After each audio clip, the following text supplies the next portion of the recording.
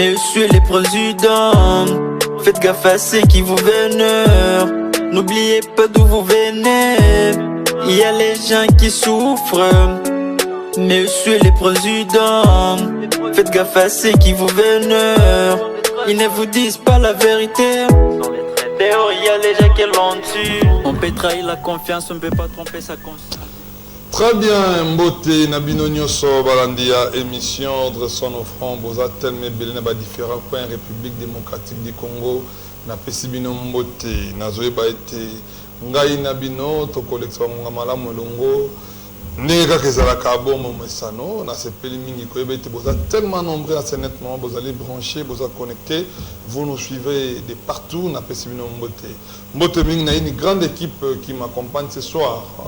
Une équipe sérieuse, DG de Namukewa, Marc Dorel, le bien à 7 fois qui est bango, na pesi mbote na sima caméra na moni bongo mais c'est Bob, le bien des caméramans intelligents, na pesi mbote et tikana présenté ba condoléances na ngai na famille Tamba o ba bungisa kimoko ya Libota to présenter ba condoléances na biso vraiment les plus attristés. Je crois nous suivons de près les programmes. Et n'a pas de condoléances dans la famille, les anciens de Sainte-Cécile Mobimba, Oyo Bazo Bongama, déjà pour nous rendre hommage digne, na moko o azalakana bango elongo, tokozalawana pour accompagner la famille. Et je crois nous allons passer aussi des très bons moments, na ba otomwana kala, na ba o peto bunga na bilongi, tokozalawana pour na ko kabola mawana libota tamba, Oyo asili kubungisa Moko na Bango. Très bien. Ce soir, j'aurai des invités avec une nous allons partager les plateaux. Tokoe Bako Betari Solo.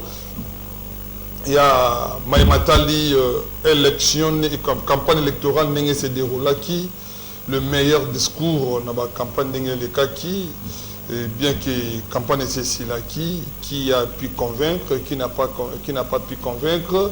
Nous allons parler de ça et nous allons aussi au Betali Solo, il y a un mouvement politico-militaire ici, le Salama, Mwanamboka Nanga, Alobi, il est prêt, il y a Kobunda aussi.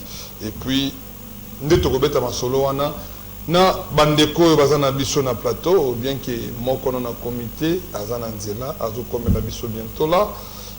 Tozana moko, Mwanamboka Danika Piamba, je vous rappellerai que non, tant campagne bandaki, azalaki invité à Liboso, Tuakanae, Tuambakaye, Asaka analyse naye, campagne personnelle, tous voyez peu, tout le sous mécanisme pour Azapé Congolais, je ne sais pas des pères ou des pères et des mères, donc on a Papa Motei, je ne sais pas, mais c'est quand même un Congolais par sa peau et morphologiquement on peut aussi dire que c'est un Congolais.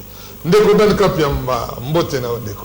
Mbote, Papa Motei, Mbote na ba Congomani nyonso bazolanda biso en ce moment, na pesi Mbote na équipe technique mobimba ya RTP, na pesi Mbote na président de la République, onga na zobenga Félix Antoine Tshisekedi Tshilombo, le président des Mérans, parce que nous, le peuple congolais, donc on reconduit la magistrature suprême pour la deuxième fois à la tête du pays. Donc on a la benga le président sortant parce qu'il est véritablement le président des Mérans pour après le 20 décembre pour Congolais à voter massivement. Après Simbote na ba Congolais nous sort et partout à travers le monde. Et quand on est au Lobaka, l'invitation pardon, c'est une responsabilité. Quand on vous appelle pour parler République, il faut bien évidemment être à la hauteur. Et j'espère que vous allez à la hauteur de toutes les questions pertinentes Oyo Eza en actualité Siko Namboka. Très bien, je crois à l'Obiango, il sera à la hauteur, il va répondre à toutes sortes de questions Oyo que nous allons lui poser ce soir, voulais-je dire, voilà. Ndeko Dan Kapiamba, à part ça, tout le monde a santé, na bonne santé. Santé za malamu mingi, bien que ba intempéries et komara, et à Moronzo to Sedaka, on était un peu convalescent, mais si toza na makasi mingi, to kumisinza mbepo azongisa biso santé na ndenge ezalaka. To pesi merci na bato nyonso ba assista ki biso et partout. To pesi bango longo nya mingi. Très bien, merci beaucoup. Tu peux soutenir Longonia, tu vas soutenir Kiran Kapiamba. Si on a une question, on a spécialement, c'est parce qu'il était malade, Dieu l'a guéri. Nous ne pouvons que dire merci à l'Éternel. Très bien. Nous avons Kapiamba. Tout le monde a Cambo Italie, campagne électorale. et bandaka uta le 19 novembre et tout aussi là le 19 décembre le lobby déjà le 18 décembre plutôt campagne Silaki vous avez clôturé yozali moko ya bato ba accompagner qui chef de l'état na campagne oyo na discours na ye na ba mobilisation na sensibilisation et consort. Quelle analyse faites-vous? Il y a peuple congolais d'abord oyo ezalaki ba bengi na gauche akei ba bengi na autre akei ba bengi na likolo akei na sia akei. Quelle analyse faites-vous na campagne ndenge se déroulaki pendant tout un mois? Vous avez 5 minutes. Merci beaucoup Papa Motei. Oui, élection en 2023, ils allaient élection oyo, ils ont inscrire les Congolais face à l'histoire. Et pourquoi tu le bongo? Parce que c'est le moment le plus décisif de l'histoire en Mokanabiso. L'élection Salama Nango, en Mboko Ndetoyebi, depuis 1957, les premières élections, ils allaient organiser l'élection municipale à Bakwa Remportaki, ainsi que l'élection Oyo, et s'en suivrait depuis à partir de 1960, il au comment a été élection Oyo, ils ont déterminé le peuple congolais face à histoire, face à véritablement souveraineté naie, ils ont élection Oyo. Pourquoi je dis ça? Parce que et que la élection Oyo les occidentaux badongolo misu bato ba inaka mboka na biso balingaka kopier mboka na biso balingi de fond en comble va s'imposer par rapport à processus électoral dès le début. Si les lois parce que le peuple congolais était vigilant. Pourquoi? Parce que depuis la nuit du temps, Oyebimbo Kanabiso a toujours gangréné dans la situation sécuritaire. Oyebande Konabiso na Est bakufaka pas maté, bakufaka na maladie, bakufaka po badongola musinde babomaka bango pona ba ressources oyo Zambé atena mboka na biso. Très bien. Alors, lelo tozu mokonzi mboka moko, mokonzi mboka oyo, il est capable de pointer du doigt l'ennemi. Mokonzi mboka oyo azokende au dos de la cuillère te pona ko désigner ennemi ya mboka na biso. Vous vous rappellerez, le président oyo Bauti Koleka, notamment le régime passé, qui caressait en fait l'ennemi dans le sens du poil. Bakoka ki kotanga kombo ennemi tendenge pour mokonzamboka Félix Antoine Tshisekedi Tshilombo salango lelo. Lelo Félix Antoine Tshisekedi Tshilombo désigne l'ennemi et à faire soumettre l'ennemi congolais comme komona partout où on parle résolution makambu ya est de la République démocratique du Congo. Toujours mon avis sur le fameux groupe rebelle Terozala qui représentait comme c'était auparavant na bakoro Tosinyama Tosigna etc. Vous vous rappellerez encore une fois Raymond Chibanda signé bakor ya CNDP ou même au Bassanjo à tout naga Raymond Chibanda question si il est comment il est conscient il y a ba accord au banda ko signé na ba rebelle.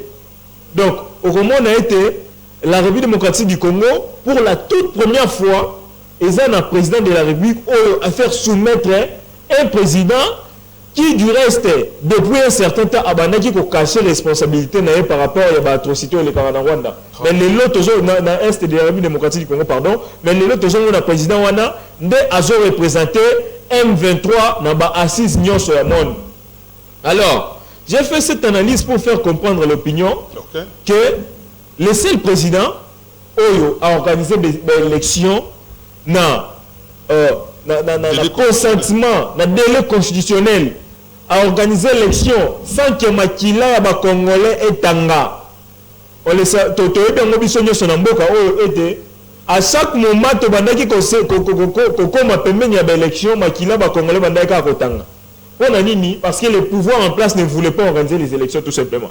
Mais aujourd'hui, on a un président na règne naé élection ezako s'organiser na délai constitutionnel Boumaya Massasi et Betité Toyoki ata ville morte salamité mars pour le réclamer l'élection et tikali ko salamate yango to ngi toloba ce sont les élections les plus historiques de Mboka na biso banda parce que le Congo va faire face na bateau badongolo misu bateau balingaka toujours guerre za la Mboka na biso Yango, pour répondre à votre question, c'est le moment le plus décisif de l'histoire de notre pays depuis l'indépendance jusqu'à ce jour. Très bien, merci beaucoup. C'est le moment le plus décisif depuis l'indépendance jusqu'à nos jours, selon Badir Yandegodan Kapiamba. Ndodan Kapiamba, les lobos et Tomoni, candidat sur terrain, battre campagne, battre campagne, Tomoni, pour ne pas citer leur numéro parce que l'heure de la campagne a déjà pris fin. Nous sommes là pour nous analyser quand même, nous pour la banaliste. Tomoni, bango sur le terrain, Martin Fayoulou, Maurice Katumbi, Tchapoui, Denis Mukwege, Félix Tshisekedi, sur le terrain, ils ont bâti campagne. Yo, le coup la moko banaliste ainsi que politologue, quelle analyse faites-vous dans le discours de candidat sur le terrain? Papa Moté, encore une fois, Tolandi ba discours, il y a des candidats nyonso. Déjà, au départ, il faut tout le bas. Parmi les 26 candidats au Bazar qui alignés, bien qu'il y avait des candidatures cosmétiques, oh, bah, il y a même des candidatures, il y a Winner Loto, Moutaché 100 000 nae, ayebi qui à un moment donné, à côté d'une candidature nae, et pas Moutoumoro Boye, et pas Molo Bimbi Simoro Boye, ou à comme Madame Belé par rapport au moment où il y a une candidature. Donc, c'est des pratiques, oyo, élection, oyo, et où tu connais qui s'abisso, campagne électorale, qui s'abisso. Batumoro Bobayaki, des candidats qui n'avaient aucun ancrage sur le terrain, Bayaki Bachaki candidature, juste na consentement ya Moutoumoro Boye. Et les lots Batouana, on a vu, qui n'ont rien apporté en termes même de mobilisation. Et pas un candidat qui dévolue na bango. Cela n'est pas notre problème. Mais les lots, quand on a un discours, il y a un candidat. Déjà, avant, il y a sur le plan discours, sur le plan programme, les Congolais, il fallait qu'avant de voir les programmes, de suivre les discours des différents, je dirais, protagonistes, des différents challengers, de la magistrature suprême, il fallait qu'il y ait un programme nini chaque candidat à Zanango. Très bien. Mais on a suivi tous les programmes des différents candidats. Quelqu'un qui avait un programme, des mêlées judiciaires, depuis un certain temps, il nous a chanté ici qu'il avait un rêve pour le Congo. Abimisi programme naé entre guillemets Renoir avec les destins des grands-mères, alors qu'il avait passé sombre, a plongé RDC dans destin, il y a Mouké Makassi, donc si je peux le dire comme ça. Mais les autres, tout le monde Moutouana a mis ce programme Renoir avec un destin des grands-mères pour citer Yakote la candidature. Bref, il n'avait pas de programme, il n'avait pas d'ambition politique, c'était juste tout simplement du cosmétique qui a jeté de la poudre de perlin de français et pas la population congolaise. Donc, quels sont nos candidats Moussoussou? Je vais citer, permettez-moi de citer les noms parce qu'il s'agit de la présidentielle. On doit citer les noms de tous les candidats et aborder leur projet de société. Donc, qui n'est pas candidat le rôle là? Non, je ne cite pas les numéros, s'il vous plaît. Donc, qui n'est pas candidat le rôle à 7 Kikouni? Quelqu'un qui n'avait pas d'ancrage populaire, qui a du mal à mobiliser ne serait-ce que 2 personnes. Quelqu'un qui a une mobilisation à ça dans les réseaux sociaux, notamment Twitter à travers les comptes boostés, pakistanais, qui n'existent même pas à travers le monde, des personnes fictives, s'abonner à la page,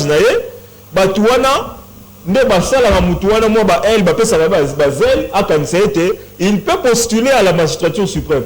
Mais on a vu ces messieurs postuler évidemment, mais avec côté que candidature et pas mouton. Oh, il y a nulle part à mobiliser, ne serait-ce que 2 personnes pour la moutouana.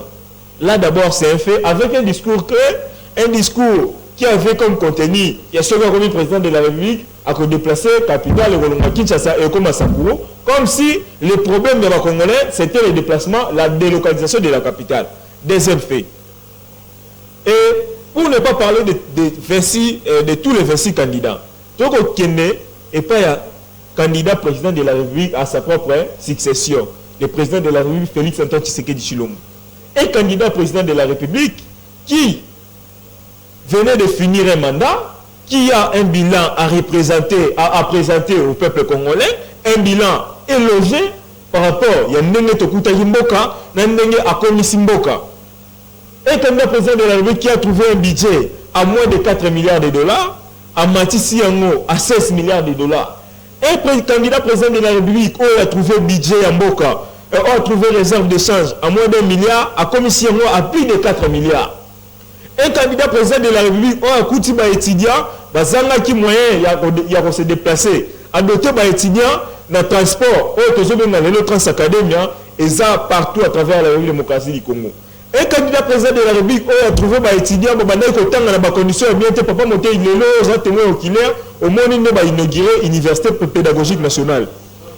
Un candidat président de la République a coûté moka partout à travers la République. Territoire nabiso et sangaki bâtiment administratif. Mais les lots partout à travers la République, tous les territoires sont dotés de bâtiments administratifs. Un candidat président de la République qui a trouvé les élèves qui inscrits dans le système enseignement primaire, secondaire et technique, a coûté 14 millions à travers la gratuité de l'enseignement au chef de l'État décrété qui élèves va passer de 14 millions à plus de 20 millions. Donc une augmentation de plus de 6 millions d'enfants au Babanda qui est classe de l'eau.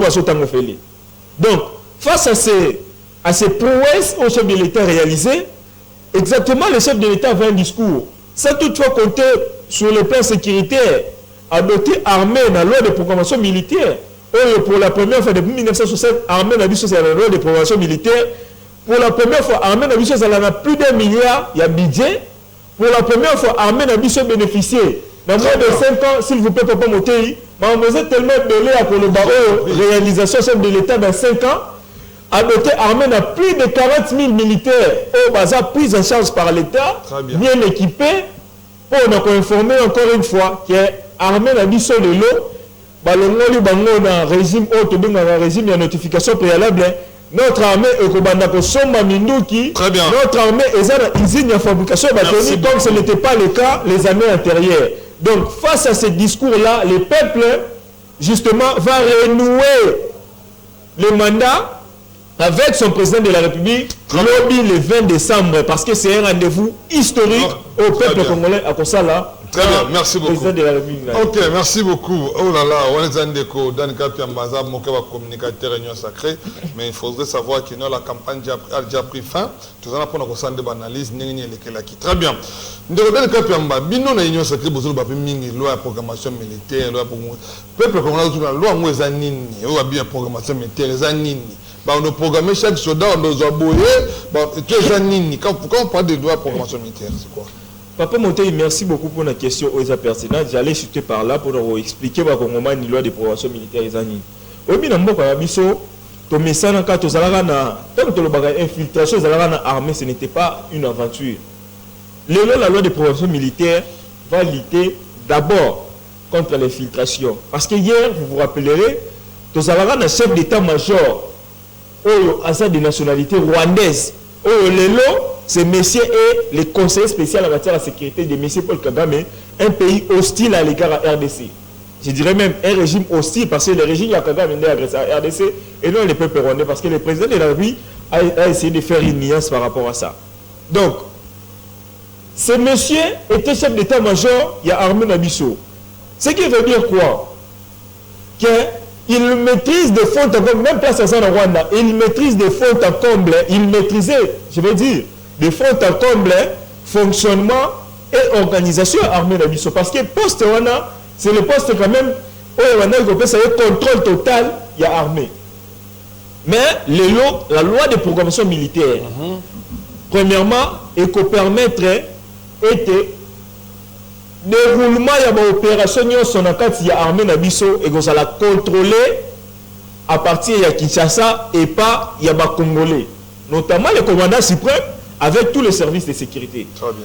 Le loi de prévention militaire est obligé le gouvernement qui va armée à plus d'1 milliard chaque année.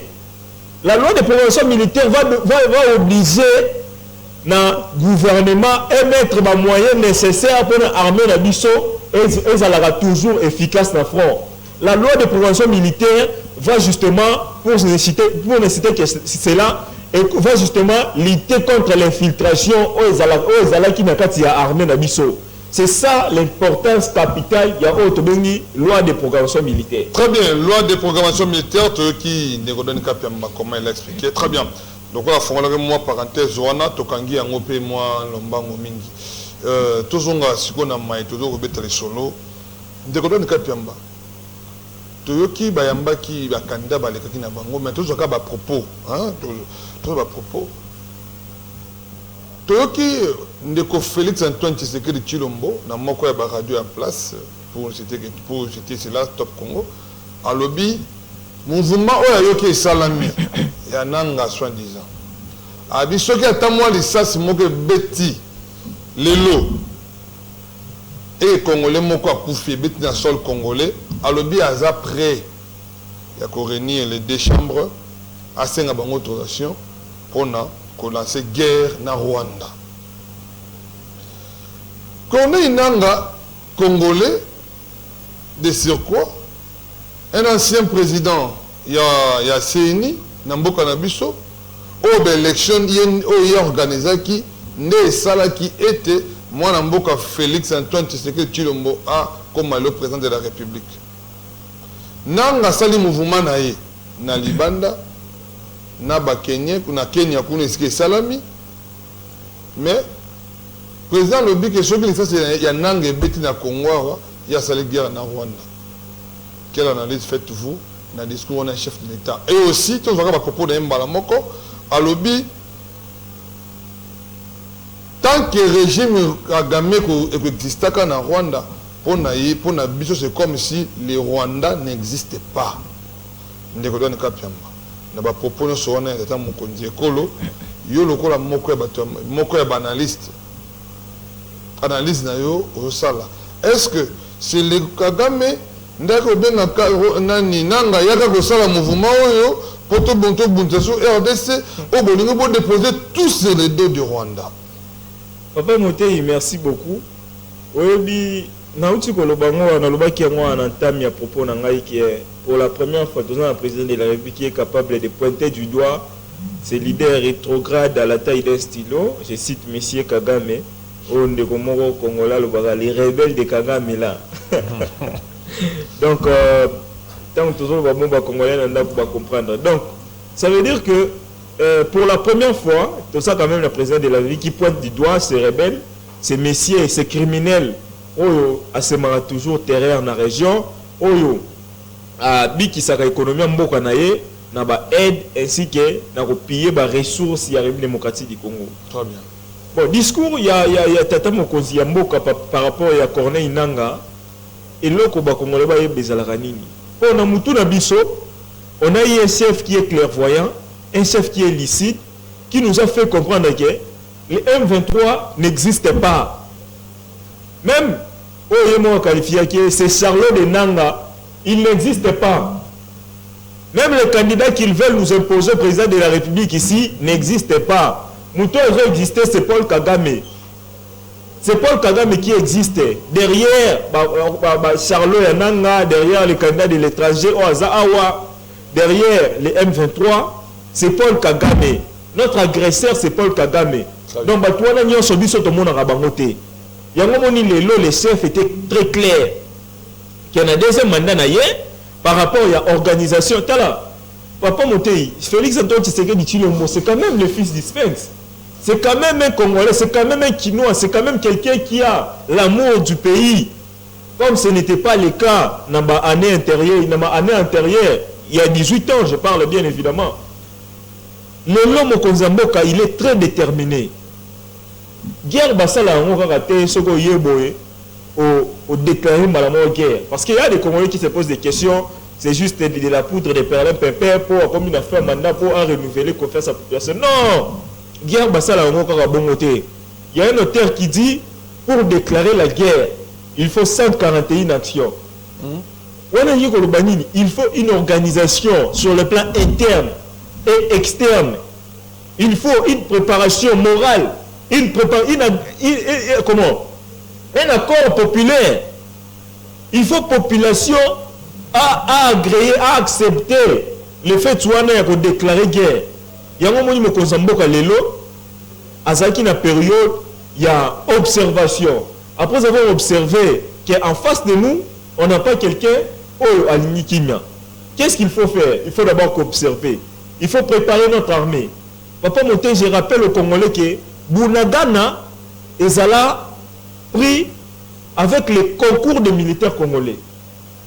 selon les révélations, selon certaines révélations. Oh, tu sais, Bounagana, parce qu'il y avait un monsieur, oh, a Benanga, militaire, n'a mis sur Bima, soi-disant un repli stratégique, et puis les rebelles va continuer à récupérer Bounagana.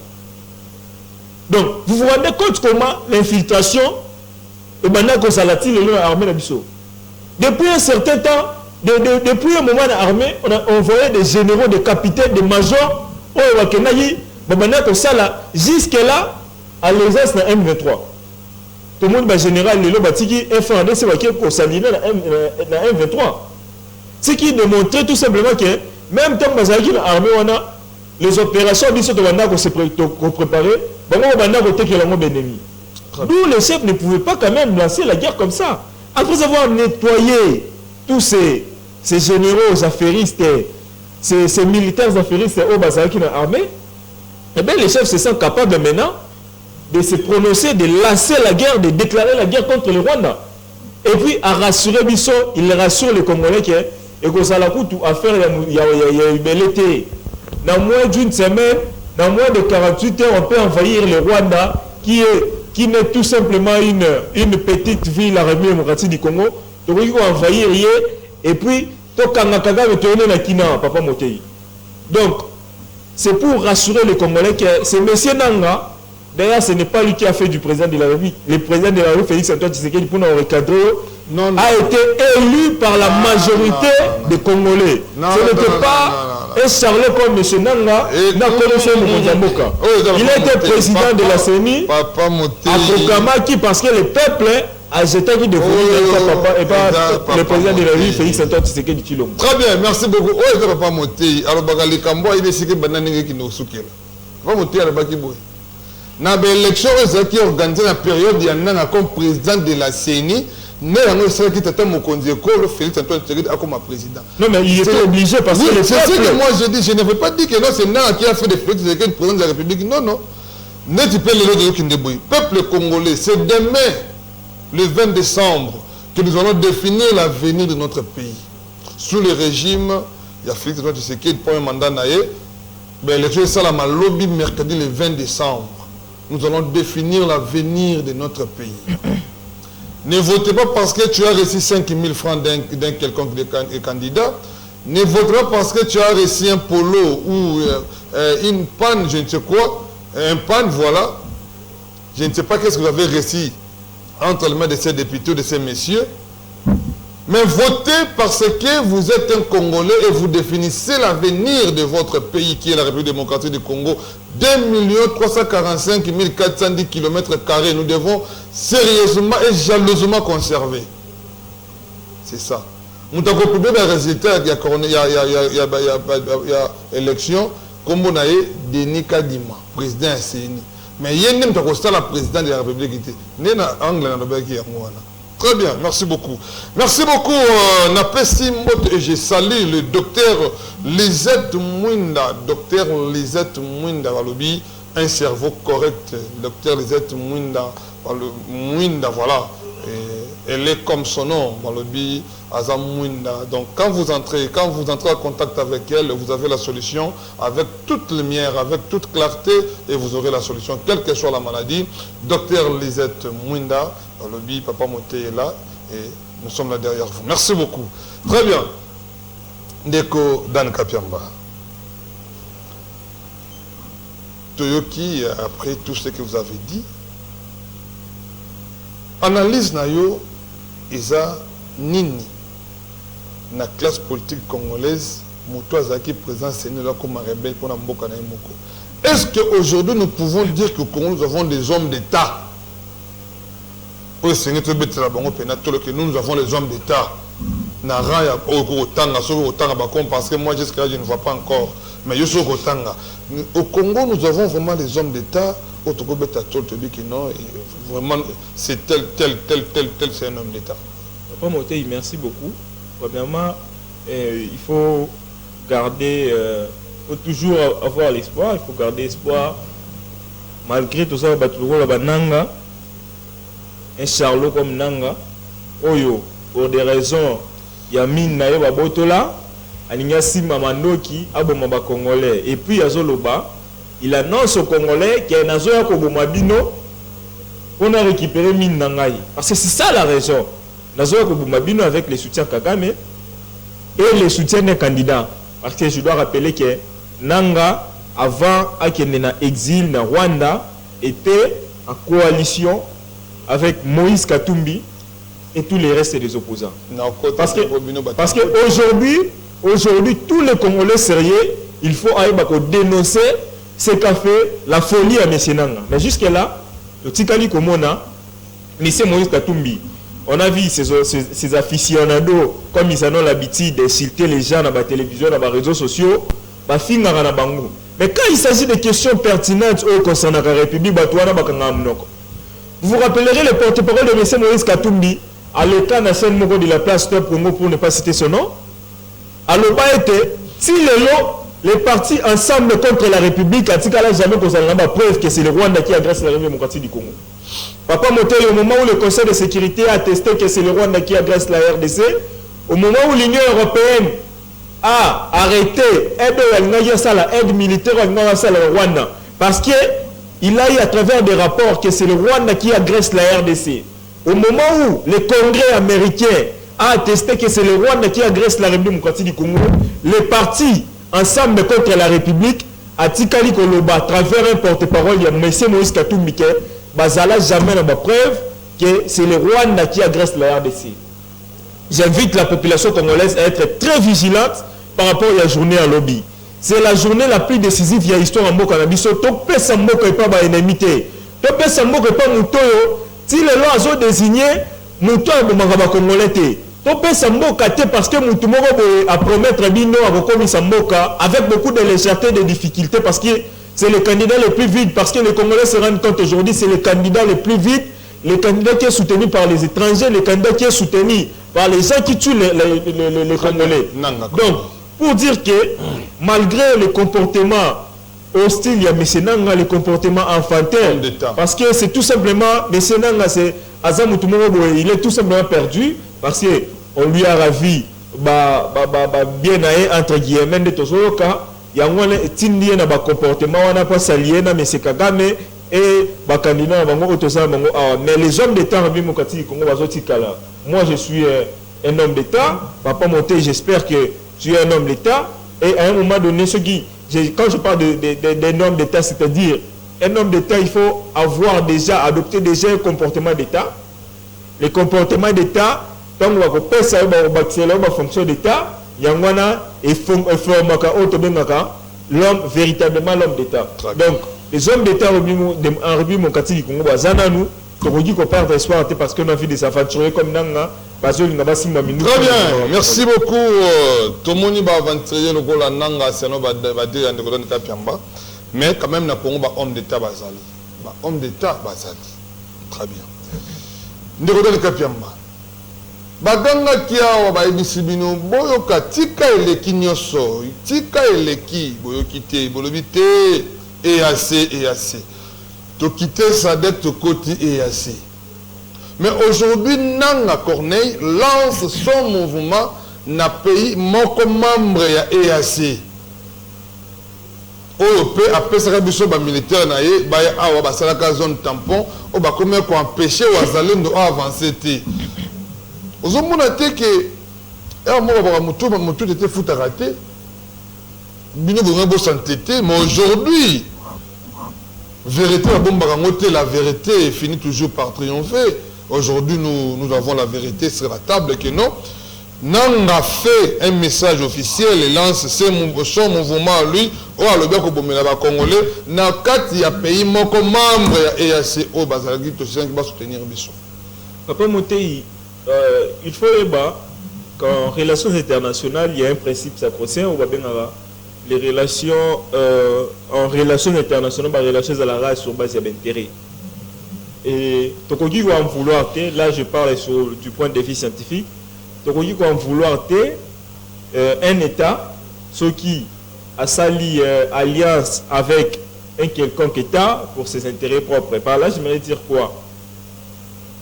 Le Kenya, c'est un pays partenaire avec le président Uhuru Kenyatta, au bout de la relation Nayende Zalaki, avec le président de la République, Félix Antoine Tshisekedi Tshilombo.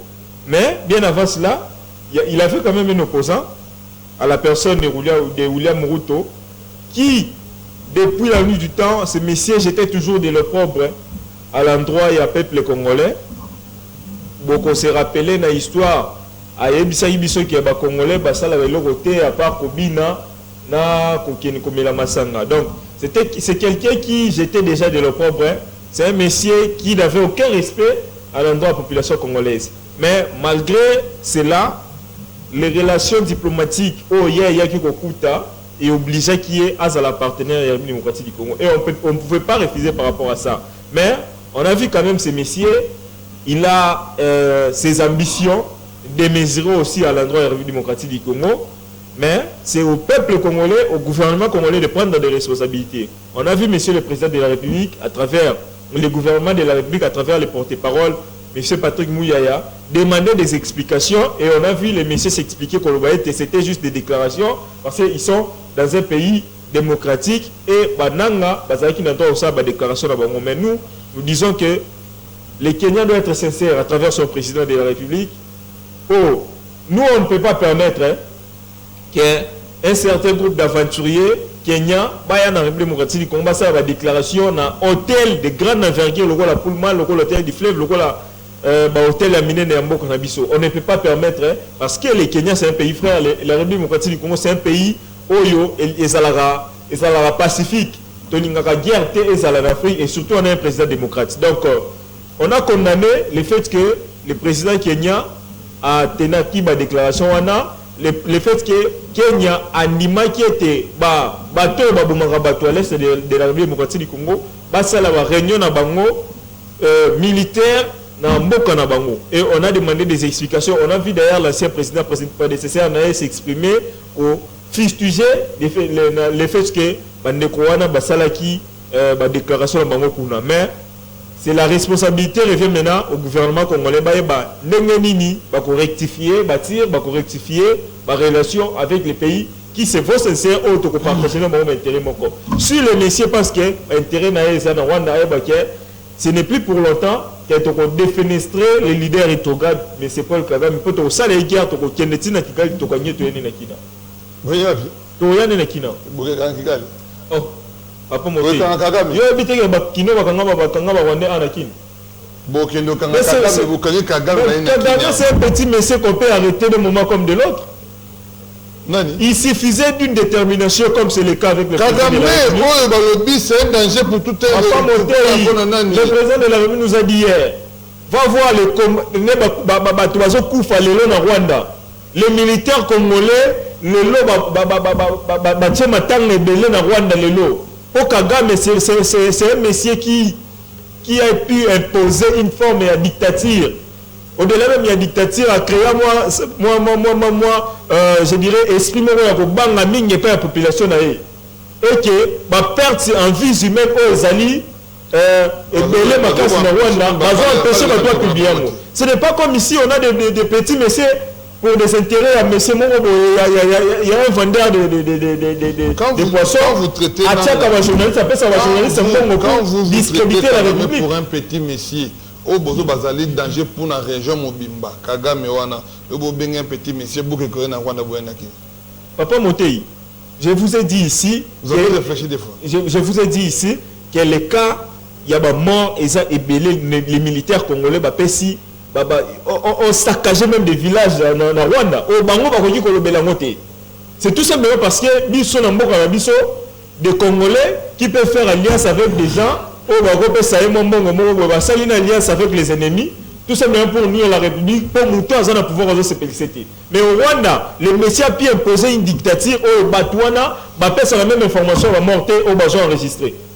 Les militaires congolais lancé missiles dans Rwanda, les mort rebellé dans la Rwanda. Donc, les Congolais, il faut retenir qu'on est prêt à arrêter les messieurs.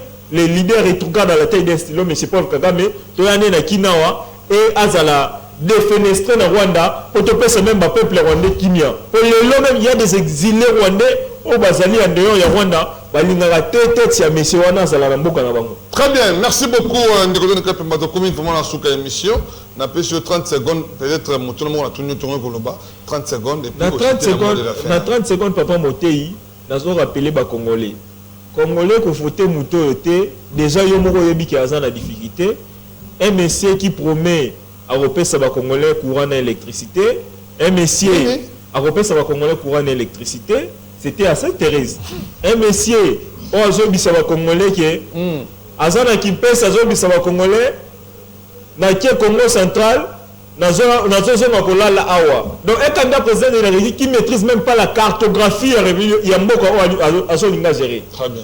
Un candidat président de la République qui nous a dit hier que de Gemena tina Équateur zélé zate c'est comme si Équateur c'est comme si Gemena ezaki na bandundu Équateur ezaki place mususu. Donc le peuple congolais je vous appelle au bon sens. Je vous appelle à écrire une histoire avec le destin. Tout ça là ba aventure te ozama mboma belé. Soki to lingi to tika mboka parce que mutu mo boye longanga alaki biso ki a comme ça biso mboka poto. Tout ça la RRT parce que la République démocratique du Congo est entre les bonnes mains. Consolider les acquis avec le président de la République Félix Antoine Tshisekedi Tshilombo pour continuer notre bonne voie ya ko reconstruire mboka ya ko bisa mboka na gouffre oyo afdel na batune ba plonger biso. Très bien, merci beaucoup Ndeko Dan Kapiamba on est à l'équipe mot de la fin naie. To komi vraiment na suka ya émission na biso mokolo na lelo dressons au front to bandeli susu koloba to représenter ba condoléances les plus attristés na famille Tamba ou basela ko bongisa moko na bango et na grande famille les anciens de Sainte-Cécile on va aller komi bongisa pour na ko rendre hommage digne na oyatiki biso azala ki moko na biso comme la Bible dit pleurez avec ceux qui pleurent et réjouissez-vous à ceux qui se réjouissent. Donc je crois nous serons là pour pleurer avec cette famille et nous allons nous organiser vraiment très bien. Merci, mais l'avenir de la RDC s'est défini demain le 20 décembre 2023. Peuple congolais, ne votez pas parce que tu as reçu 5 000 francs, 10 000 francs, mais tu vends ton avenir. Tu vas vendre ton avenir pour 5 ans. Lobby, Bissos Naba Irne, vous êtes la responsable. Yoka procédure tout ce qui est au côté au voté président de la République, au voté député national, député provincial et puis conseiller municipal. Ce que vous avez ici, mon corps, ni les avides, voix ne qui pas. Ngaina bino tokutani mokolo ya sima mais bimbo teming na docteur Lisette Mwinda oyazali ko soutenir biso makasi to ko soutenir yope balobi la tête bien faite et za motu ya docteur Lisette Mwinda. Très bien, merci tokutana bino mokolo ya jeudi na on a 13h. Il y a les gens qui souffrent. Monsieur le Président, faites gaffe à ceux qui vous vénèrent. Ils ne vous disent pas la vérité. Dehors, il y a les gens qui l'ont tué. On peut trahir